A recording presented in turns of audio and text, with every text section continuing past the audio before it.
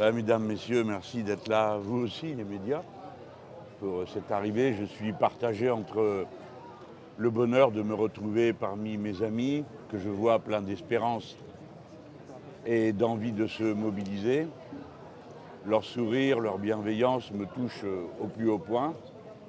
Et je suis aussi profondément inquiet de ce qui se déroule en ce moment même sur le vieux continent. Si bien que je ne sais quelle mine vous présenter à cet instant, celle de la joie ou celle de l'inquiétude. Cependant, mon devoir comme responsable politique français est de dire à quel point l'attaque russe contre l'Ukraine est insupportable, quels que soient les motifs qui puissent être invoqués dans le passé récent. Les Russes, la Russie de M. Poutine prend l'initiative de provoquer un recul incroyable de l'histoire sur le vieux continent. L'attaque est là, visible, elle n'exprime rien d'autre à cet instant que la volonté de faire une démonstration de force et de la volonté de puissance du gouvernement de M. Poutine. Dès lors, le risque est immense d'un conflit généralisé. Telle est la force des actes, c'est qu'ils sont binaires, on les fait ou on ne les fait pas. Ils sont faits, la situation est entièrement nouvelle, et elle substitue les logiques, les raisonnements du temps de guerre à ceux de paix. Le pire, pour autant, serait d'accepter d'entrer dans l'escalade militaire. Les Français disposent des moyens d'assurer leur protection à leurs frontières et celle de leurs intérêts vitaux.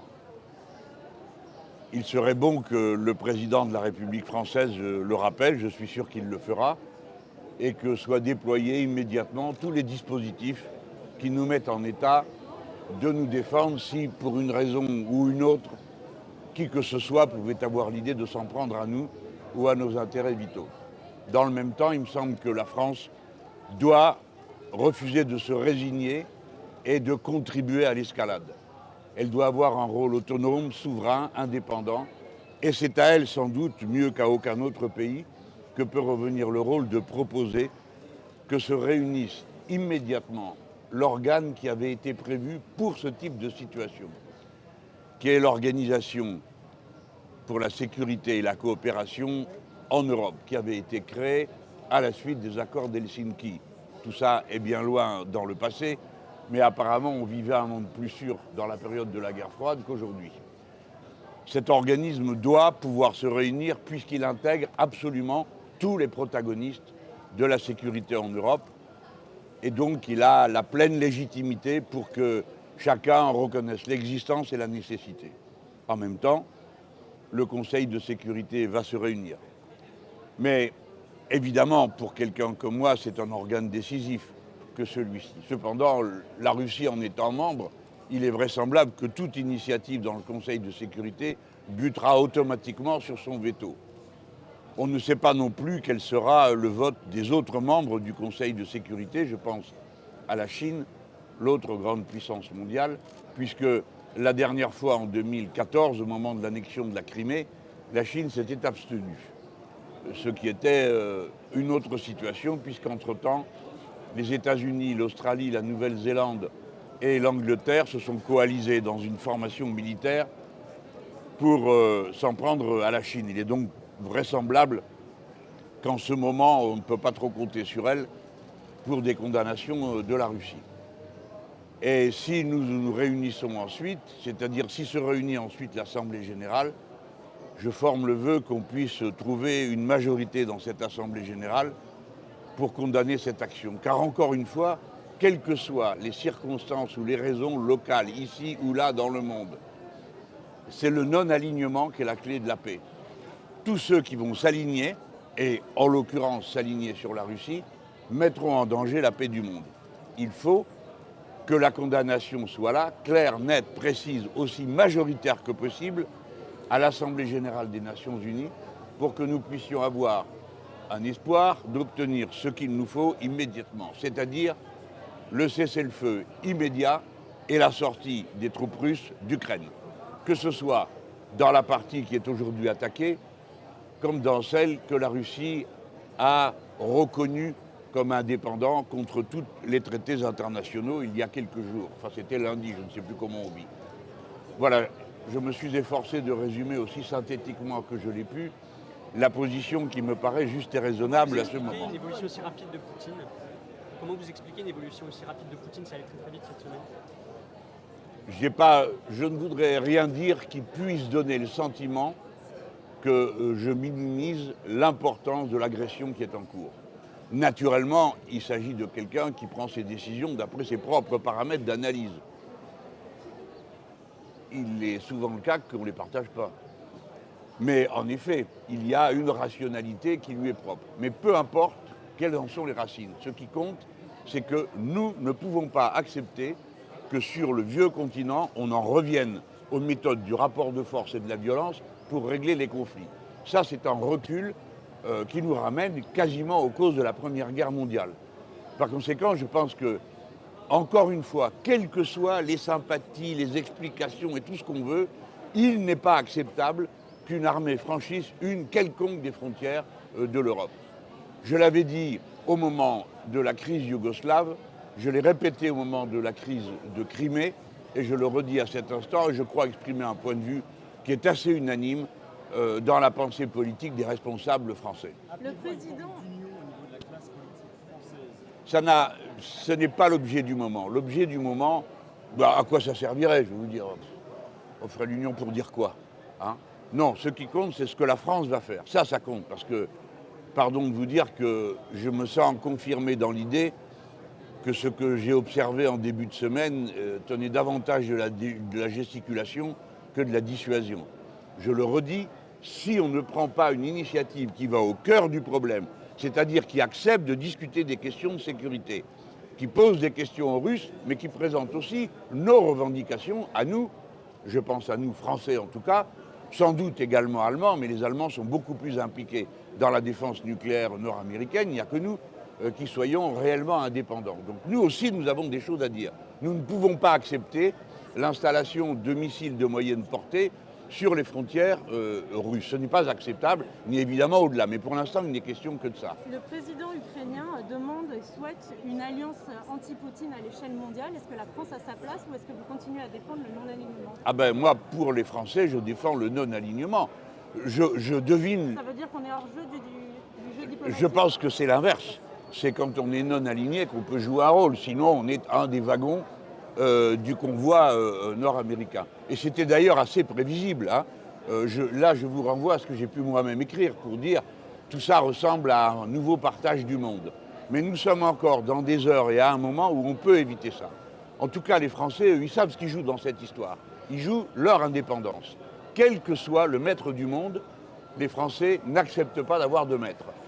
Et pour cette raison, ne peuvent accepter que le rapport de force soit la règle pour régler les conflits. Parce que, inévitablement, le rapport de force, c'est la guerre généralisée. Le président de l'Ukraine, on comprend son attitude, son pays est envahi. Donc, quand on est envahi, en général, c'est pas le moment où on fait des déclarations amitieuses à ses voisins, surtout que c'est le voisin qui vous a envahi. Donc, il faut entendre ce qu'il dit.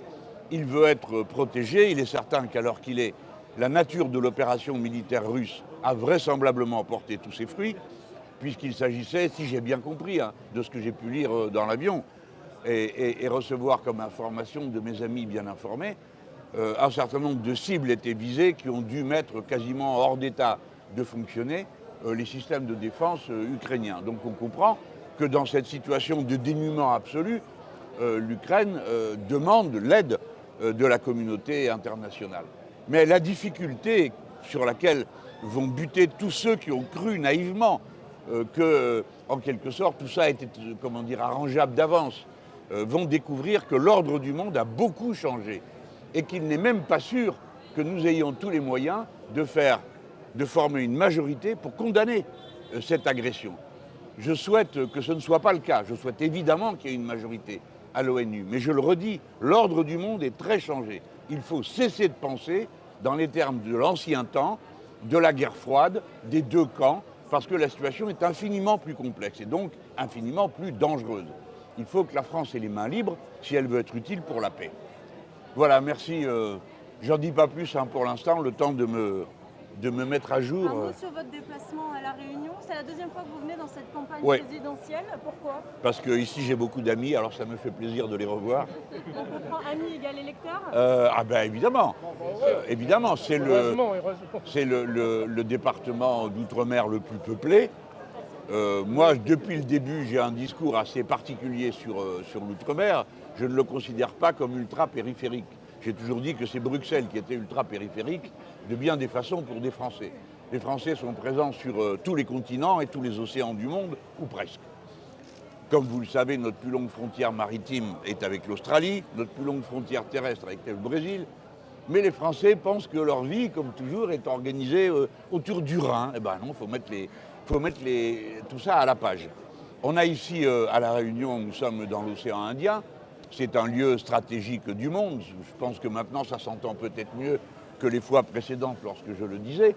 Et où on a une population éduquée, de haut niveau de compréhension de son environnement, qui a beaucoup d'audace politique, elle l'a montré dans le passé, et donc sur lequel la France peut compter pour avoir un certain nombre d'initiatives, aussi bien avec le continent africain où nos affaires vont de mal en pis, qu'avec les pays de l'océan Indien où notre présence a une signification qui peut être très positive. Voilà.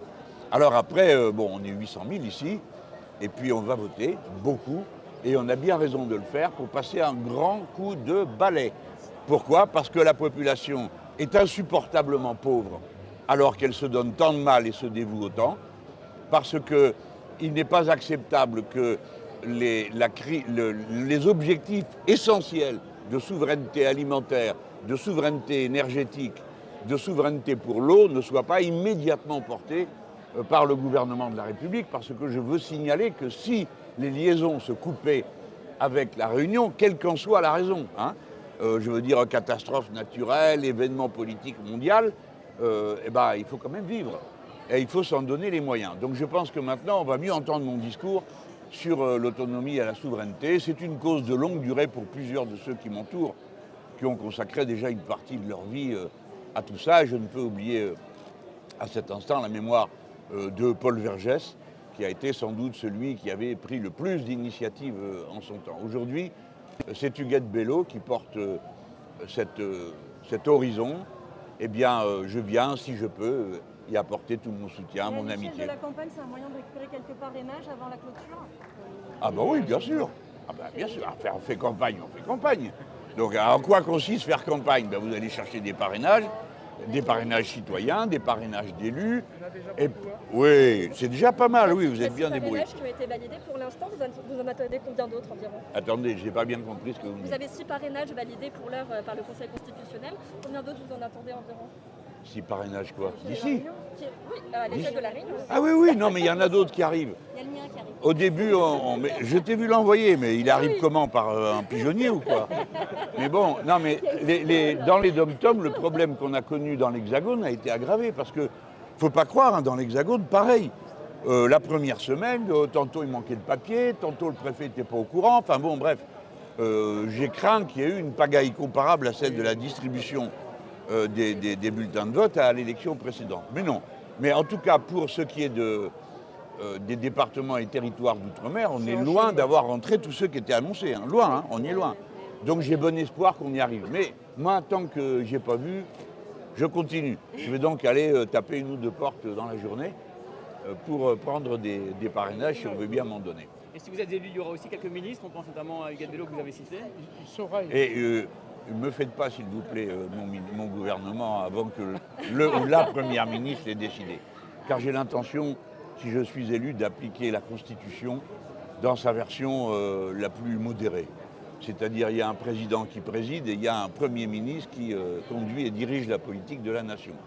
Et le Premier ministre est un homme ou une femme, voilà. Alors, bien sûr, est-ce qu'il y aura des réunionnais? Oui, évidemment.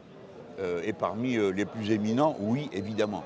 Parce que les réunionnais m'entourent depuis le début, ils jouent un rôle extrêmement important dans la pensée politique qui anime le programme L'Avenir en commun. C'est un secret pour personne que Jean-Hugues Ratenon, dans son rôle particulier d'ancien président de la Ligue des pauvres, a joué un grand rôle pour nous faire prendre conscience de la profondeur du problème auquel on est confronté. Et puis que le président de la commission des régions que nous avons proposé, nous autres insoumis, et qui a été élu par cette commission à l'unanimité, là il vient d'être réélu, Younous Omarjee, joue un rôle essentiel auprès de moi. C'est lui qui m'a beaucoup fait avancer sur les questions comme la mer, le droit des animaux et ainsi de suite, tout le monde le sait. Je l'ai déjà dit, je ne veux pas lui retirer son mérite.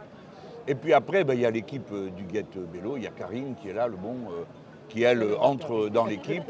Et dorénavant, si vous voulez, la Réunion est une espèce d'avant-poste de ce que pourrait être dans un futur assez immédiat un gouvernement de l'Union populaire, puisqu'on y trouve, après que Huguette soit arrivé en tête et au deuxième tour, l'ensemble des autres forces se sont regroupés autour d'elle. Et bien c'est exactement le mécanisme que je me propose d'appliquer si j'arrive au deuxième tour, ce qui signifie qu'évidemment j'arriverai en tête parmi les autres.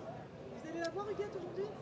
J'espère, oui, j'espère. C'est une femme de bon conseil. La dernière fois que vous avez eu un cyclone, on m'avait annoncé que le papayer de Madame Lebon était tombé, donc j'en déduisais que la catastrophe était avancée. J'ai appelé Huguette qui m'a dit « mais non, le vent est à 130 km, sans doute que ce papayer était déjà un peu miné ». Et donc on a eu moins peur après. Bon, je blague, mais c'est pour dire que nos relations sont très amicales. Je la respecte et l'admire, vous le savez, beaucoup. J'ai appris à la connaître, hein, parce qu'au début, on se regardait un peu en chien de faïence. Mais je crois pouvoir dire que la distance et la glace ont été bien rompues maintenant et depuis de nombreux mois. Donc j'ai bonheur à me trouver ici, je suis parmi les miens en quelque sorte. La Réunion est une terre où il y a quand même beaucoup d'abstention aux élections. Quel Ouais. message pour les électeurs? Et allez voter, les ballots que vous êtes. Mais regardez les autres, vous croyez qu'ils hésitent? Ils ont mis leur réveil matin, ils savent qu'ils vont se lever, ils savent pour qui ils vont aller voter, ceux qui ont tout. Alors vous, parce que vous dites, ah ben ça change rien, forcément. Si vous ne faites rien, qu'est-ce que vous voulez que ça change? Hein? Rien, voilà. Donc non, il faut vous motiver, vous mobiliser. C'est un moment très important de l'histoire de la patrie. Et voilà, il faut le saisir. On a le bonheur d'être en démocratie. Alors en démocratie, je veux dire, quand il y a une élection, on fait campagne, on se dispute, ça fait partie de la démocratie. On s'oppose sur les idées et à la fin, on décide. Et ce qui sera décidé par la majorité du peuple français, eh bien, sera obéi, j'en suis certain, notamment si c'est moi qui suis élu. Voilà.